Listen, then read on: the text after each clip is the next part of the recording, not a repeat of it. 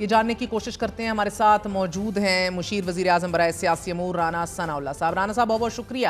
آپ نے کہا کہ 9 میں ایک غلطی ہے, غلطی کی معافی مانگ لینی چاہیے. کیوں تحریک انصاف بارہا اب 9 مئی کی مذمت کر رہی ہے؟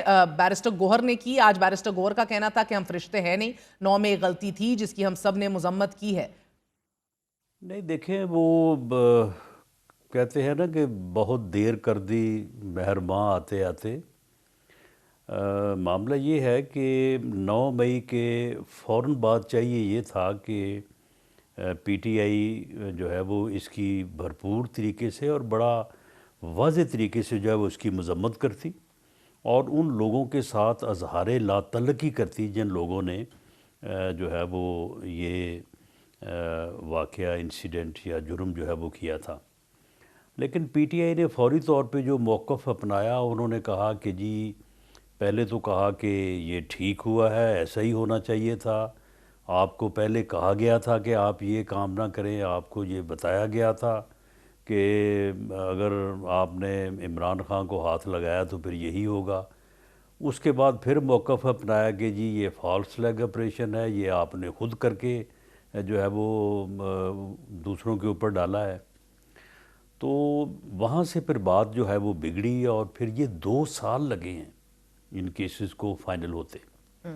تو اس کے اوپر جو بات اس وقت ڈی جی پی آر نے جو کی تھی غالباً 8 مئی 2024 کو, 1 سال بعد, اور جو اب سہیل وڑیچ صاحب کے فون میں انہوں نے جو بات کی ہے, بڑے سینئر صحافی ہیں اور میں یقین رکھتا ہوں کہ جو انہوں نے بات کی ہے وہ درست ہوگی. تو اس میں جو ہے وہ اگر پی ٹی آئی کا یہ سوچ ہو تو انہیں اس بات کو پھر آگے بڑھانا چاہیے, پھر متعلقہ جو لوگ ہیں ان سے بات تو رانا کرنی صاحب چاہیے. اگر عمران خان ڈے 1 پہ ہی معذرت کر لیتے, ایک ایسی صورت میں جو قابل قبول ہوتی جب وہ اطہر من اللہ صاحب کے کورٹ میں تھے, تو کیا معاملات یہاں تک نہ آتے؟ دیکھیں یہ کرمنل افینس ہے نا, کرمنل افینس جو ہے, دیکھیں نا جو قتل ہے اس کی سزا موت ہے, جو چوری ہے اس کی سزا جو ہے وہ 3 یا 6 ماہ ہے, لیکن چوری کا جرم جو ہے وہ ناقابل معافی ہے. اور قتل کا جو جرم ہے وہ مدعی معاف کر سکتا ہے, اور یہ بات شریعت میں بھی ہے, قانون میں بھی ہے.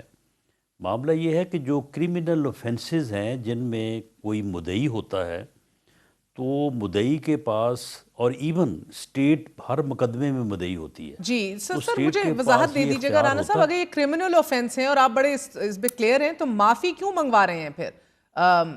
بہت سے لوگ ہیں, مراد راس جیسے لوگ جنہوں نے پریس کانفرنسیں کی اور وہ کلین چٹ مل گئی ان کو. سہیل وڑیچ صاحب کا article is being denied by senator Faisal Vawda mind you.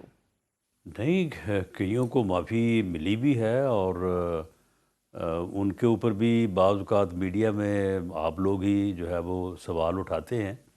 جہاں تک سہیل وڑیچ صاحب کی بات ہے تو چلو ان کے انٹرویو پہ تو کوئی سوال اٹھا سکتا ہے, لیکن D G I S P R کی بات جو ہے وہ بات تو سوال ہی پیدا نہیں ہوتا کہ اس کا ایک لفظ بھی جو ہے وہ پوری طرح سے جو ہے وہ پورے دیکھ بھال کے اور جو ہے وہ یہ ذمہ آپ کی داری بات سے نہ درست ہے, ڈی جی آئی ادا ایس پی کیا آر گیا نے ہو. بالکل اپنی پریس کانفرنس میں معذرت کا کہا, 2 ٹوک کہا.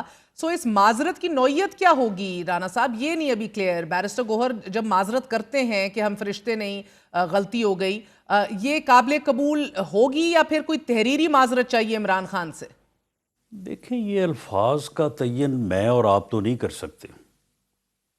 یہ پھر اس کس نے قسم کی کرنا؟ چیزیں جو ہیں وہ جب کسی جگہ پہ کوئی اگر سینس پریویل کرے, دیکھیں نا معاملہ یہ ہے کہ یہ احساس ہے کہ اگر آپ کو یہ احساس ہو جائے کہ آپ سے غلطی ہوئی ہے تو پھر اس کا حل ہے.